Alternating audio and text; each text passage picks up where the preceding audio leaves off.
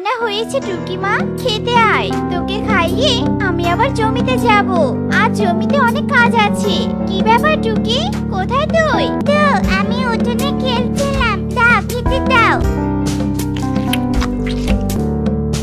মা, আজকে আমিও তোমার সাথে জমিতে যাব। বাড়িতে একা থাকতে আমার একদম ভালো লাগে না। আমি তোমার কাছে বাধা দিব না, নিয়ে যাও না আমায়।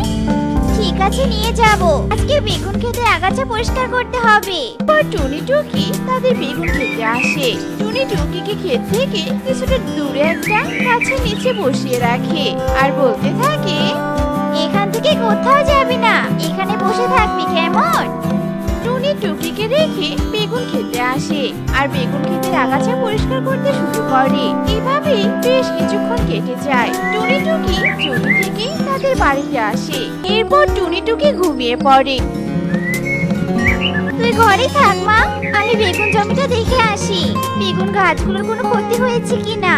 বেগুন জমির দিকে উঠতে থাকে। কিছু দূর যেতেই মাটিতে লুটিয়ে পড়া একটা কলা গাছ টুনিকে ডাকে আর বলতে থাকে, এই যে পাখি, এদিকে এসো একটু। আমি অনেক অসহায় হয়ে পড়েছি, আমার অনেক কষ্ট হচ্ছে।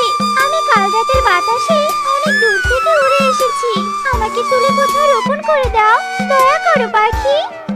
এই কলা গাছটা কি আমার বেগুন জমির কাছে রোপণ করব আর এর বেশ যত্ন পরিচর্যা করব। যখন আমার বেগুন জমির বেগুনগুলো শেষ হবে তখন এই কলা গাছের কলা বিক্রি করে সংসার চালাবো। এই পাখি, কি ভাবছো এইভাবে বলো তো? দয়া করো একটু, আমার অনেক কষ্ট হচ্ছে। শান্ত হও তুমি, আমি তোমাকে রোপণ করব।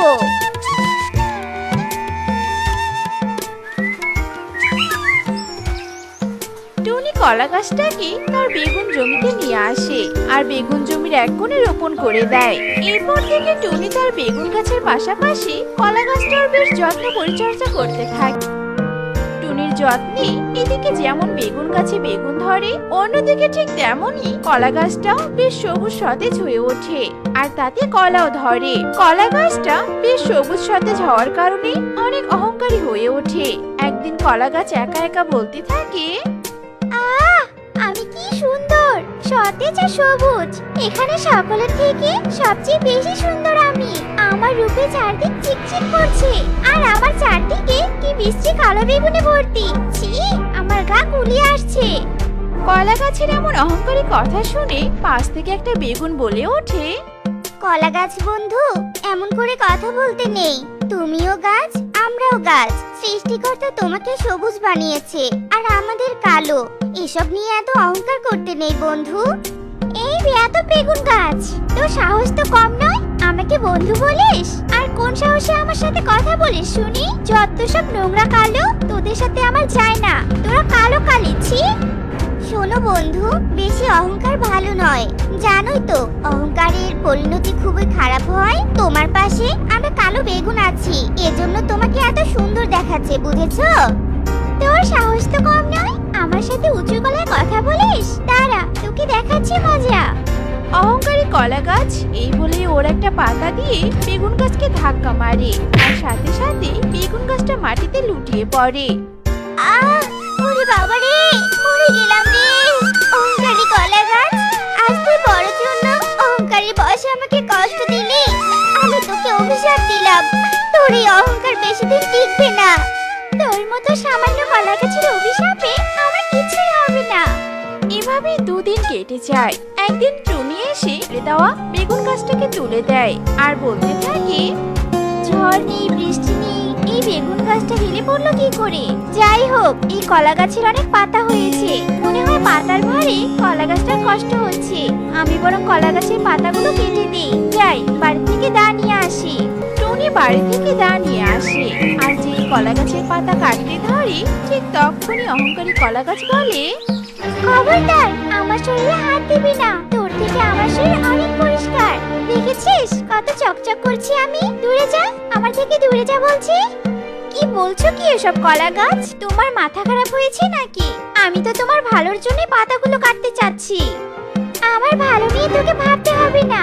যেই দেখেছিস আমাকে অনেক সুন্দর লাগছে তখনই পাতা কাটতে এসেছিস। দূর হ বলছি, দূর হ মুখ পুরি।